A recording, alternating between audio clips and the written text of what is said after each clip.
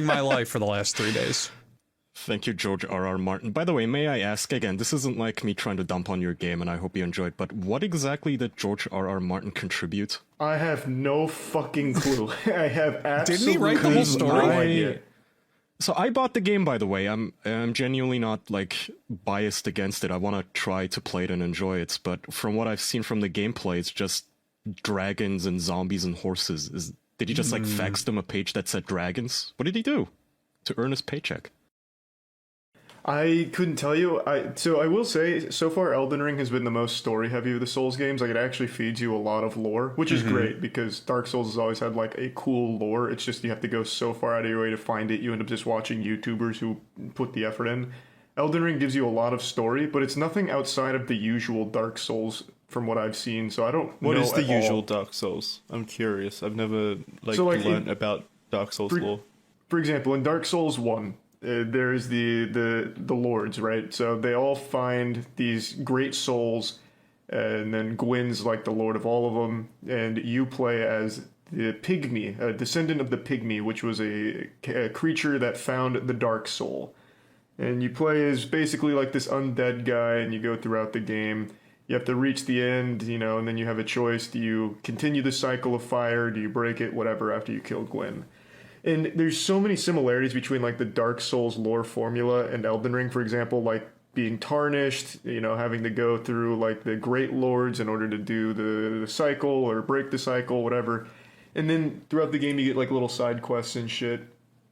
It's just to be fair to Elden Ring, like every Souls game follows this formula. Bloodborne was you are a hunter, and do you continue the cycle of staying in a dream or waking up? Yeah. And in Sekiro, you're a disgraced ninja, and it's like, you have to fight your way through all this stuff, and do you continue the cycle of immortality or not? Like, it's kind of a cool story. There's cool themes and stuff, but how is that to be fair to Elden Ring when we give Pokemon the same shit for repeating the same story for 20 years?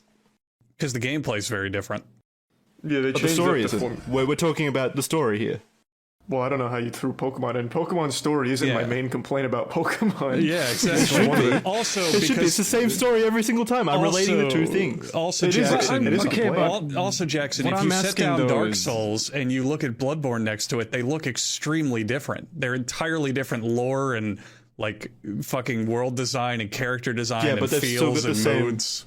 You yourself just said it's got the same foundation to the story. You're a cast out soul or whatever it's called. And then so there's Fast like and the lords that you have to fight Furious is exactly the same movie as John Wick because dudes shoot guns.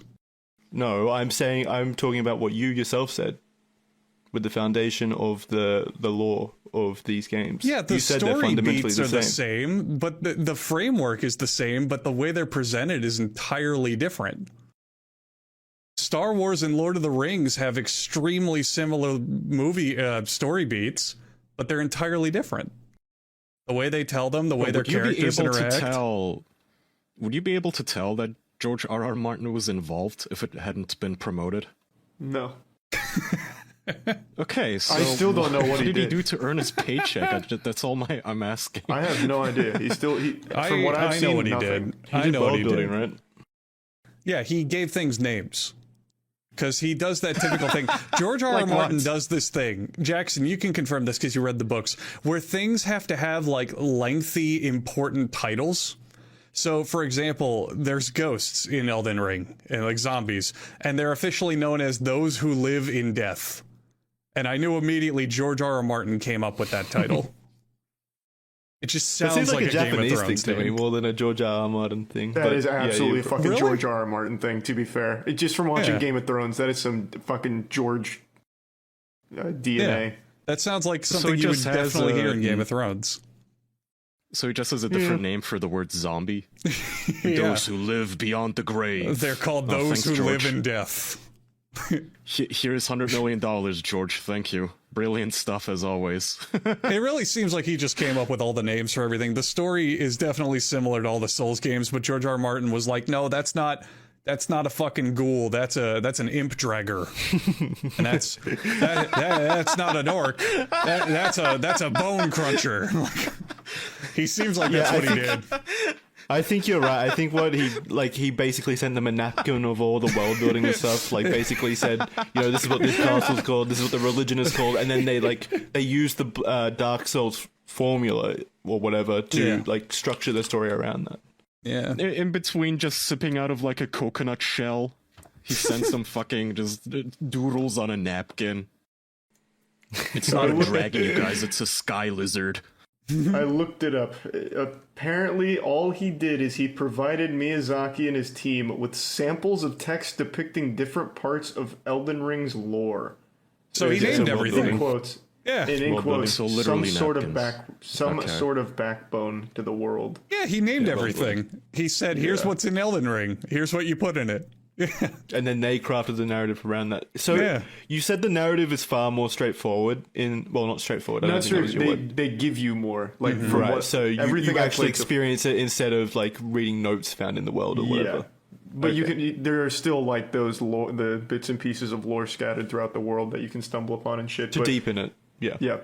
They're doing a much, I'd say better because I like it more, much better job of actually giving you a narrative to follow and giving you characters to care about, as opposed to just everything being a giant mystery unless you really go out of your way to get the details. Sekiro kind of had made strides in that way, didn't it? Because you had that, like the young prince character. Sekiro is also the most straightforward of all the games, for sure. Yeah, I'd say Sekiro did a really good job of like delivering you a story without you having to go too far out of your way to get the majority of it. Who's a director or writer you guys would have hired instead of George R.R.? Kojima. I was just about to say Kojima, just having it really fucking goofy. I want to be playing Elden Ring and the boss comes up and his life bar says "Sword Big Man." That's all. That's all I want. Yeah. Die Hardman V3. He would have made the game so miserable for you guys, though. It would have slowed everything down. Oh, it would have been fucking insufferable. But I wouldn't have been able to appreciate like a giant dragon that turns into a Gundam or something stupid with a baby in its ass. Fuck yeah. I still feel like I'd go with the. Oh, go ahead. I was just gonna say, I still feel like Elden Ring or Souls games still embody that same kind of spirit, like that kind of Japanese wackiness, like the monster designs and the world design absolutely. and stuff. I mean, so Dark Souls is an unabashed, full-on like Berserk fan fiction. It's been pretty much admitted that he was like, "Yeah, I just love Berserk. Here, look, here's this tribute to Berserk. Here's that." But they do still keep that wackiness. Like, there's a character in this game. I don't know if you've met him yet. Alexander the Pot. I did. Yeah, you spank his ass real hard. Yeah, so you spank him to get him out of the ground, and then he pops up, and he's just this giant talking pot, and he's really fucking cool. And he's literally Is that the like, one they that came call out me at the the Iron Game Fist. Awards? Oh, yeah. I think so, actually. Yeah. There was a little pot on wheels that came out and spoke to Jeff Keighley. Yeah. Well, Alexander's a big version of that. Oh, man, that's awesome. Yeah. He was actually in the game. I remember thinking when that thing happened with Jeff Keighley, I was like, oh, look at this. Some nepotism going on. This guy pulled a favor with Jeff, and now he's on the stage, but he's actually in the game. That's pretty cool. Yep. Something else I really appreciate in terms of spelling it out is they actually explain mechanics a lot better this time. Like if you want to wield... I figured you guys would hate that. Well, no, there's small, like, things that are just much less annoying. In old Souls games, if you didn't have the stats for a weapon, you could potentially wield it if you used it two-handedly, but only with both hands. In the new game, it'll tell you, hey, you can only use this two-handedly, or, hey, you can't use this at all. It's just convenient, because I don't have to, like, run the numbers and check if I can use a weapon in certain conditions. The game will tell you.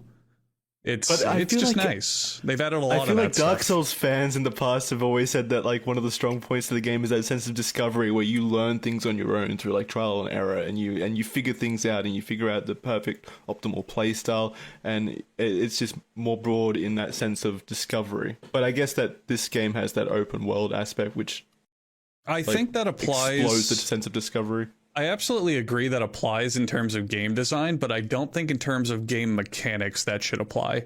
I think the players should know what they're capable of at all times, like what you can do. Like, fucking power stancing was a big part of Dark Souls 2, and I don't think they even ever told you how to do it. Yeah. That's kind of dumb to me. No, I'm pretty sure they did. I played Dark Souls 2 like last year, and I think I remember one of the tutorial messages was how to power stance, but I could be wrong. Did they tell you I how completely what agree stat with you, requirements you needed for it, though? No, I don't think so. Yeah, see, that's what I'm talking about. You know, like I completely agree with you though. Like one of my biggest hindrances, and I think a lot of people's hindrances with the game, is that like nothing, the mechanics aren't explained to you, so you don't necessarily know how to actually interact with the game, and that's just frustrating. I think the challenge should definitely come from like knowing how to engage with the game, but then it actually being difficult to do that. Like this challenge there. What I found really funny about Elden Ring is there is a tutorial. There's an explicit tutorial section, but you can skip it without even knowing. Yeah. You can walk right by it without even realizing it's there. So when you start the game, I not even spoilers because it's literally the very first area of the game, but if you care about Elden Ring that much, just, I don't know, skip the next minute.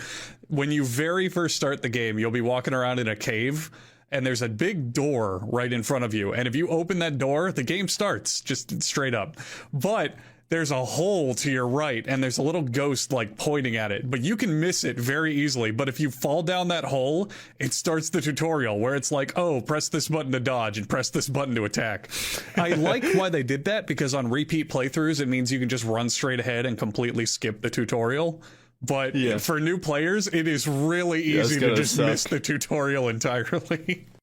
Yeah, especially after being told by everyone, every reviewer and every player that like this game's the most accessible Dark Souls, like you should be able to play it if you're new, and then immediately you miss the tutorial and get like fucked into oblivion by the first boss. Because isn't there like a big boss right outside of that tutorial section? You're not supposed to kill it like on your first playthrough, like as level 1. You're supposed to run by it. I, of course, being the gamer barbarian turbo specimen that I am, killed it at level 1, 21 tries. Andrew skipped it because he's a little baby boy. But yeah, there isn't immediately a huge tough enemy right outside. Hey, I skipped it because I was like, I'll come back later, and then I forgot about it. And I was like, oh yeah, I gotta go kill that night thing. It does sound like a bitch boy. Yeah, it was. So you went, it statted up, basically. You leveled up and got better at the game, whereas Charlie... Yeah, okay. Yep, I used blood, sweat, tears, and perseverance, 21 tries, and I fucking blasted. So how long did it take you? You did the tutorial? I did do the tutorial, yeah. I'm pretty much 100%ing the game. So how long did it take you to kill that guy in like real world time, doing it 30-something tries? I have the footage. It was 21 tries. You can correct me if I'm wrong, but I think it was just over 35 minutes, I want to say. It wasn't that long. My initial thought was I fought him twice, and then I said, fuck this, and I want to spend an hour on this, and I just moved on. Yeah, I'm pretty sure I really just wanted to see the game. I was excited. I didn't want to just sit on the first boss. I've still got the footage. I'll fact check.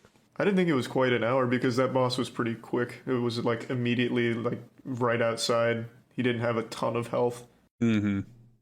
It just, you might be right though. Maybe it was closer to an hour. I didn't get Asylum Demon vibes where it's like you're supposed to fight it and it's actually not that hard at all. But with him, it was kind of like, I'd rather just play the game, come back to it, not force myself to beat it. Well, that's what I think the coolest aspect of Elden Ring is that open world thing. I don't like open world games. I don't love open world games at all. But I like it in this sense where you can really set your own challenges and like you can you don't have to beeline the story, so you don't have to overcome those big obstacles. Mm-hmm. What do you mean? Why I don't like open world games? Because they suffer from the same Ubisoft formula that's been plaguing the industry for 10 years.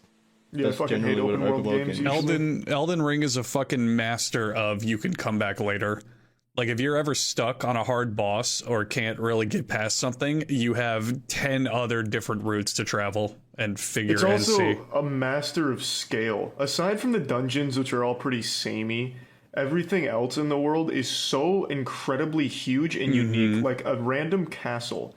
I don't know if you've been there yet. It's in the Weeping area, Andrew. I think it's Castle Morn. That castle is just like a side area off the bottom of the map. And there's a side quest that can go through there, but you can easily just avoid it. But the castle itself is actually pretty big. It has a boss, it has a unique item, and it has a unique side quest line, and it's super different from the other castles in the world.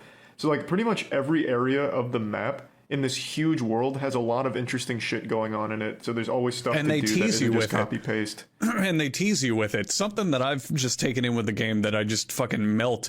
Anytime you look at the skybox, you are looking at something interesting. Anytime you see the giant Erd tree, you see a castle in the background, you see like a fortress, you see maybe a cave system. They have aligned the entire open world that at some point the skybox and the background has something you want to explore. It does the same thing that Breath of the Wild did. I can't talk.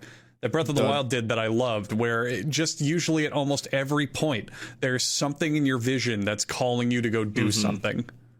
That's a good open world. Yeah, definitely. That's how you avoid that's successful open world design. That's how you avoid having the Ubisoft formula where it's just map markers constantly. You always want to you want to keep players engaged in the game world by keeping them in the game world. I also love the fact there's no fucking HUD most of the time. It's so goddamn engaging.